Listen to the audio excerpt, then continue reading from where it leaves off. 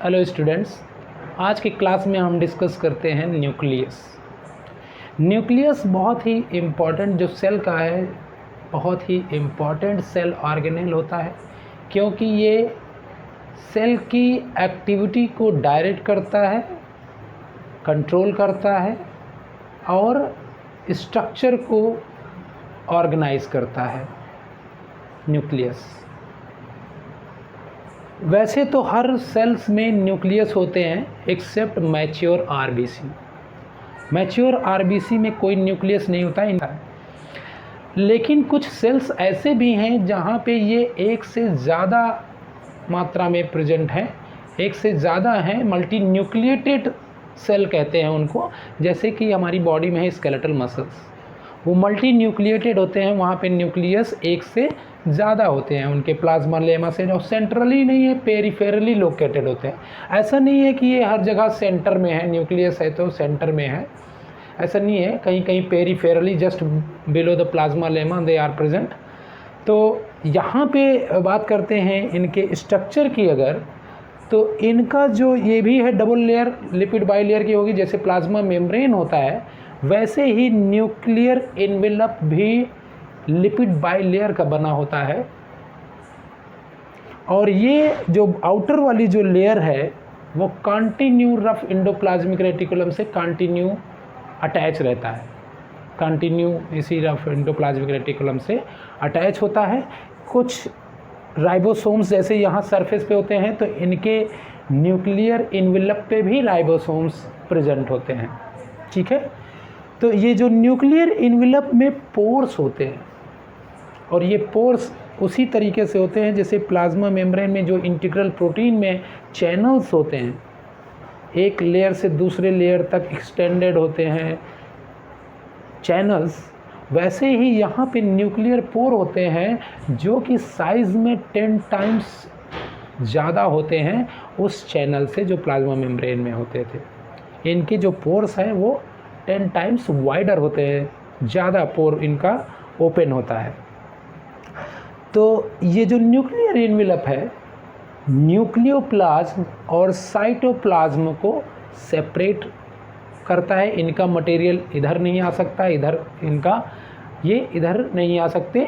Selectively movement होगा इनका, अगर होता है मूवमेंट तो ऑब्वियसली मूवमेंट होगा।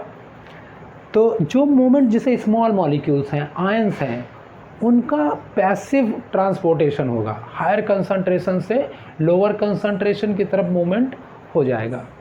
लेकिन कुछ मॉलिक्यूल बहुत लार्ज होते हैं जैसे प्रोटीन और आरएनए, इनका ट्रांसपोर्टेशन पैसिवली नहीं होगा, एक्टिवली ट्रांसपोर्टेशन होगा। एक्टिव यानी एनर्जी की रिक्वायरमेंट होगी यहाँ पे। तो जैसे सपोज कर लो साइटोप्लाज्म में प्रोटीन बना, रफ एंडोप्लाज्मिक रेटिकुलम ने बनाया, राइबोसोम्स ने बनाया, जो प्रोटीन बना वो प्रोटीन एक्टिवली ट्रांसपोर्ट होगा न्यूक्लियोप्लाज्म में, और जो यहाँ आरएनए बन रहा है वो भी एक्टिवली लार्ज मॉलिक्यूल है आरएनए भी, तो एक्टिवली ट्रांसपोर्ट हो जाएगा साइटोप्लाज्म में।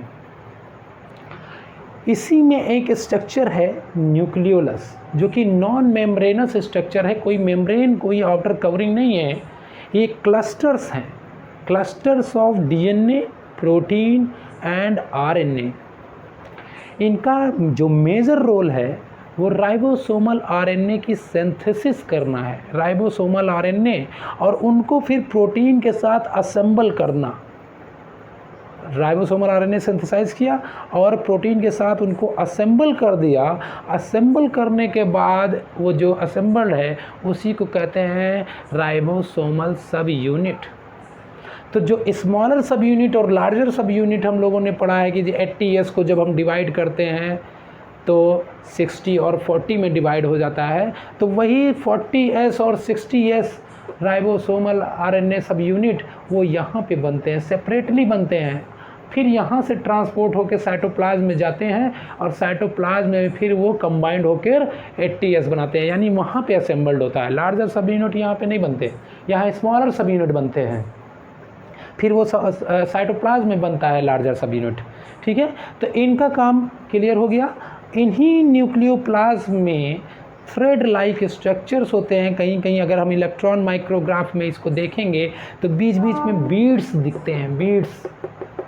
वो बीड्स क्या हैं हम एक्सप्लेन करेंगे। ये क्रोमैटिन है, एक तरह से ये जेनेटिक मटेरियल जो जीन्स जिसको बोलते हैं वो है। ये क्रोमोसोम्स इंक्लूड होता है उसमें और बहुत सारी चीज़ें होते हैं, प्रोटीन्स होते हैं, तो वो असेंबल होते हैं। तो बाद में कैसे ऑर्गेनाइज करेंगे ये बताएं।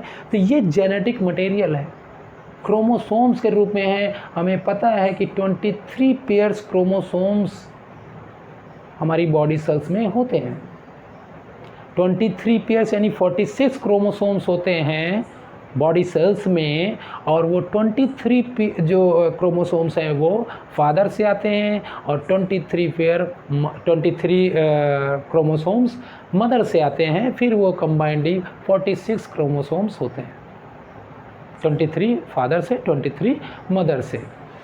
तो ये क्रोमोसोम्स किस तरीके से ये क्रोमैटिन फॉर्म में, जो नॉन डिवाइडिंग सेल्स अगर हम देखेंगे जो डिवाइड नहीं कर रहे हैं, तो वो क्रोमैटिन फॉर्म में अरेंज होते हैं। क्रोमैटिन फॉर्म में कैसे भाई, क्या है ये क्रोमैटिन थ्रेड लाइक स्ट्रक्चर, उसको हम डिटेल में यहाँ से देखेंगे। तो जो डीएनए है डबल हेलिक्स होता है, डुप्लीकेटेड होते हैं एक तरह से, हेलिकल मॉडल बोलते हैं डीएनए का।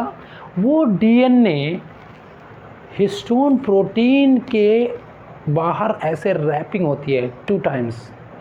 ये हिस्टोन प्रोटीन्स है, और हिस्टोन प्रोटीन एक नहीं 8 प्रोटीन्स होते हैं। ये 8 मॉलिक्यूल होते हैं हिस्टोन प्रोटीन्स के। उन 8 मॉलिक्यूल्स के ऊपर ऐसे रैप होता है किनका, इन्हीं डीएनए का।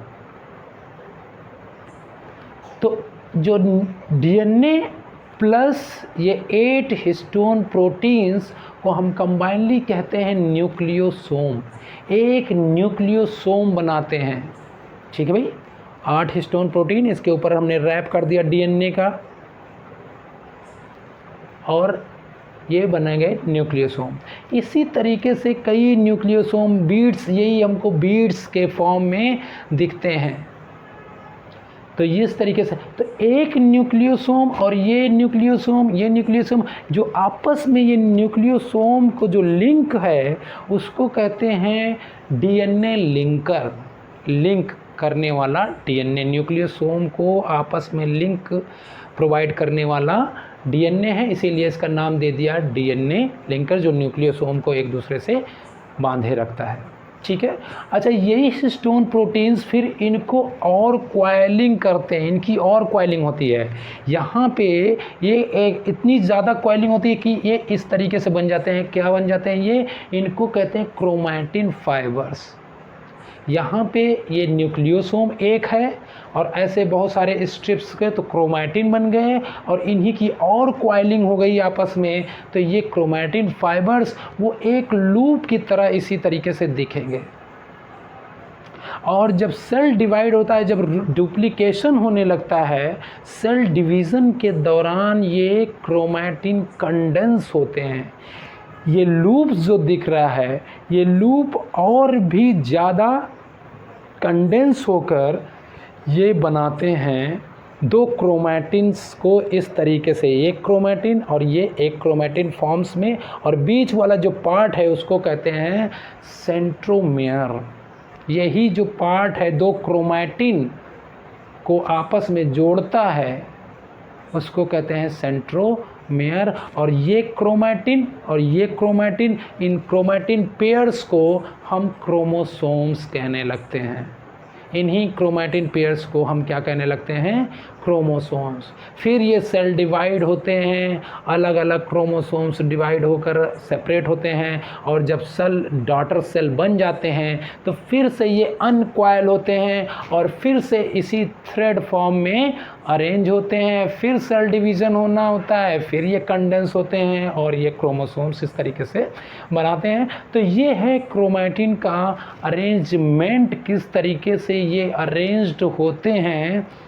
तो ये इतना न्यूक्लियस के लिए काफ़ी है। तो आज हमारा एक तरह से सेल वाला जो पोर्शन है, जो सेल के सारे ऑर्गेनेल्स हमने डिस्कस कर लिए हैं। Thank you very much.